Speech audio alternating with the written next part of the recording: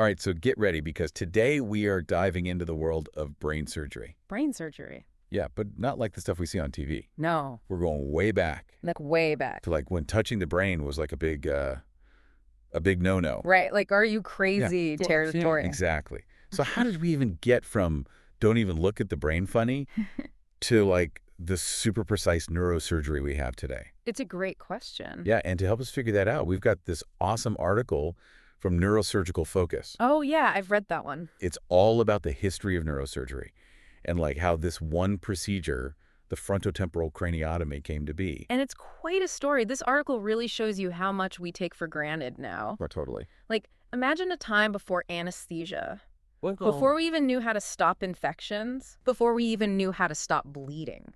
See, that's what gets me. Like, are you telling me that for centuries, brain surgery was basically a death sentence? Pretty much. Yeah. That's insane. The article mentions a nearly 50% mortality rate for surgery before we had modern techniques. So it was like a coin toss. It really was. Yeah. The risks were enormous. So basically trying to operate on the brain back then was like, good luck, you're probably going to die, but hey, we tried. Yeah, basically. Wow. And one of the biggest reasons was we just didn't understand the brain. For the longest time, people actually believed that mental functions were controlled by something called psychic pneuma. Psychic pneuma. Psychic pneuma. Okay, now that sounds made up. It sounds like something from like a medieval magic show. Seriously, what is that? Right. It's wild. They thought this pneuma, this like mystical air or spirit, was what controlled our thoughts, our emotions, everything. So they were trying to do brain surgery based on air spirits. Okay. I can see why that 50% mortality rate isn't that surprising. Yeah, it really makes you appreciate how far we've come. For sure. But to be fair to them, they were working with what they knew at the time. Right. And it wasn't until later that the idea of cerebral localization started to emerge. Cerebral localization, that just means different parts of the brain do different things, right? Exactly. Like the brain is this complex machine with specialized parts. Okay, so less about mystical air and more like the brain is a real organ. Yes. But getting there was interesting, to say the least. Well, you bet. There was a time when two main theories were going head to head. Okay, this I got to hear. On one side, you had Franz Joseph Gall and his idea of phrenology. Phrenology. Isn't that where they like feel the bumps on your head to figure out if you could be a serial killer or something? That's the one. Yeah, it was all the rage for a while. I can't even imagine. Of course, it was totally debunked, but it got people thinking about the brain in a new way. Right. Like maybe different parts do different things. Okay, so who was the other theory? The other big player was Jean-Pierre Florence. Okay.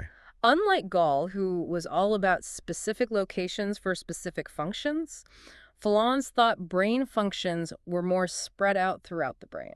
So like one specific area wasn't responsible for one specific function? Right, and he did a ton of experiments on animals removing different parts of their brains to see how their behavior changed. So it was like the brain version of nature versus nurture. Were either of them right? Well, like most things in science, it wasn't that simple. Both theories had some issues, but they paved the way for a more complete understanding of the brain.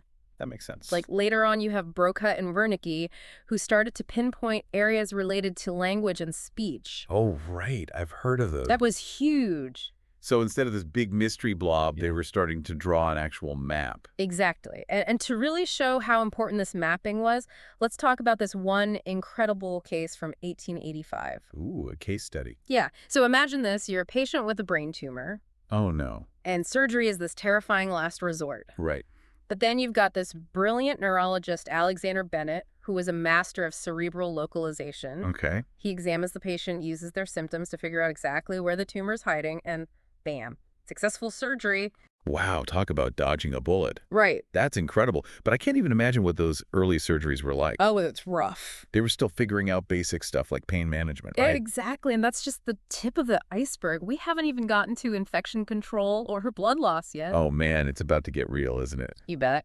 Okay, so let's talk about pain. Or, I guess, the lack of it, because surgery before anesthesia, I can't even imagine. Right. It's rough to even think about. What did they even DO back then? Well, you know how you mentioned medieval magic shows earlier? Yeah. It wasn't that far off. They used things like alcohol and opium to try and dull the pain as much as possible. So basically get the patient hammered. Pretty much. As close to unconsciousness as they could without actually, knocking them out completely. Okay, first of all, ouch. And second, how did they even operate when the patient was like tipsy and about to pass out. Talk about a recipe for disaster. It's mind-blowing. Luckily, in the 18th and 19th centuries, things started to change with the discovery of nitrous I oxide. mean, nitrous oxide? Yeah. Like laughing gas? You're telling me they were giving people laughing gas before brain surgery? It sounds crazy now, but it was a huge step forward. Think about it. For the first time, surgeons could offer their patients something to ease their suffering during these incredibly painful procedures. I mean, I guess. Although I've had my fair share of laughing gas at the dentist, and let's just say I wouldn't want brain surgery after a whiff of that stuff. Right. But laughing gas was just the start. Soon after, ether showed up as a more reliable anesthetic, and for the first time, surgeons could operate on patients who were totally unconscious and totally pain-free. Wow, that's huge. Makes sense, though. If you're not racing the clock, you can take your time and be more careful. Exactly. Longer, more intricate surgeries all became possible. That makes total sense. So we've got pain management, but what about infection? Those operating theaters were probably not the cleanest places. You're telling me. Surgery back then was still a gamble, even if you survived the actual procedure. Because of infection. Infection was a constant worry, and this is where our friend Ignaz Semmelweis comes in. Semmelweis, the hand-washing hero. Mm, His story is both amazing and kind of sad at the same time. right. This guy was ahead of his time. Semmelweis saw firsthand that doctors going straight from autopsies to delivering babies without washing their hands had way higher rates of something called puerperal fever. Puerperal fever, that sounds like something from the plague. It basically was a death sentence for new mothers. But Semmelweis realized that something as simple as washing your hands could make a huge EE difference. Seriously. Come on, people, it's not that hard to wash your hands. I know. Sadly, Semmelweis's ideas were met with resistance. It took years for hand washing to become common practice. It's crazy how some things are like that. It really is. But thankfully, Semmelweis wasn't alone in challenging the old ways. Around the same time, Louis Pasteur was busy proving his germ theory of disease. Pasteur. He was like, hey, it's not bad air, it's these tiny little creatures you can't even see. A total game changer. Suddenly, everyone realized that these invisible microorganisms were the real problem. Invisible and causing havoc. Ex- Okay, so first we conquer pain. Yeah. Then we figure out how to stop those invisible invaders. But what about all the blood? You can't exactly do delicate brain surgery with blood squirting everywhere, right? Good point. Controlling blood loss has always been a major challenge in surgery, and early attempts were, well, let's just say they lacked a certain finesse. Okay, now I gotta ask, blood loss during surgery, before we had fancy clamps, what was their solution? Don't tell me it was leeches. You're closer than you think. One common method was cauterization, basically burning the wound with hot irons to stop the bleeding. Talk about a trade-off. No wonder they needed all that alcohol and opium earlier. But seriously, was there a better way? Thankfully, yes. The article talks about a French surgeon named Ambroise Paré who basically revolutionized hemostasis back in the 16th century. Okay, tell me more. So he challenged the status quo of just burning everything and instead advocated for using ligatures. Ligatures, like tying off the blood vessels with thread. That seems so simple. It does now, right? Oh. But remember, back then suggesting anything different was a big deal. Paré faced a lot of pushback, but his methods were clearly better, fewer infections, faster healing. Sometimes the simplest solutions are the best ones. So let me get this straight. Thanks to some very important people, surgery now had pain management, infection control, and ways to control blood loss. But what about the brain itself? How did we go from those wacky theories about psychic pneuma to actually understanding how this complex organ worked? That's the big question, and it's where this procedure we've been talking about, the frontotemporal craniotomy, comes in. But before we get there, we need to rewind a bit and explore how our understanding of the brain itself changed. Okay, so we've tackled those huge surgical obstacles like pain and infection and blood loss, and now we're ready to actually open the skull. It's time to get to the brain. Right. Let's talk about the frontotemporal craniotomy. The main event. Yeah, but before we get into the history of it, can you give us a quick anatomy lesson? What exactly are we talking about when we say frontotemporal? Sure. So imagine the brain like a walnut Okay, well, with those two halves, right? right. The frontotemporal area is basically the front and side of one of those halves right behind your forehead and temple. Okay, I'm picturing it. So the craniotomy is a way to get to that part of the brain. Yeah, it's like creating a window into that region. The surgeon makes an incision in the scalp, lifts a section of bone, and folds back a layer of protective tissue called the dura mater. Hold on, they fold back the brain's protective layer. That sounds intense. Yeah, it's delicate surgery for sure. but it gives the surgeon access to the frontotemporal lobe and everything around it. And this was a big deal, right? Who came up with this technique? The article credits George Heyer with developing the frontotemporal craniotomy back in 1914. Back in 1914? Yeah, before that, surgeons were using much more limited approaches, less visibility, higher risk of damaging the brain. So Hoyer was like, we need a better way to get in there. Exactly. But even with this new technique, wasn't it still super risky? Unfortunately, yes, Hoyer knew the risks too. I mean, this was still pretty early in the game for neurosurgery. Right. Even with this new access, complications were still common. It really makes you think about how far we've come.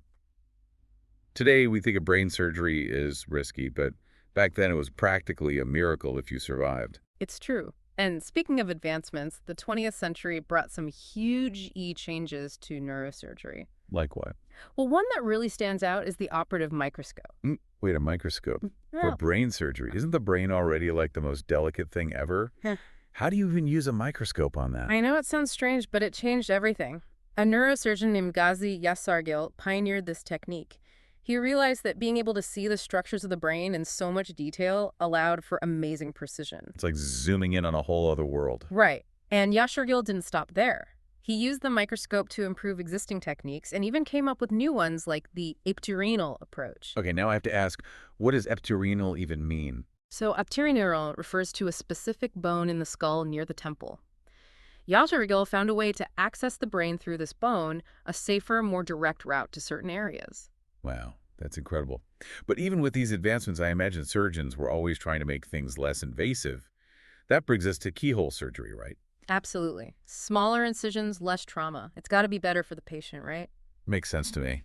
A surgeon named Donald Wilson was a big advocate for this, minimizing the impact of the surgery itself. Smaller incisions mean faster healing, fewer complications. You got it. It's all about getting in there, fixing the problem, and getting out. Exactly. And with things like CT scans and MRIs, surgeons could plan their approach, so precisely making those smaller incisions even more effective. So we've gone from these huge, risky craniotomies to these incredibly precise, minimally invasive procedures.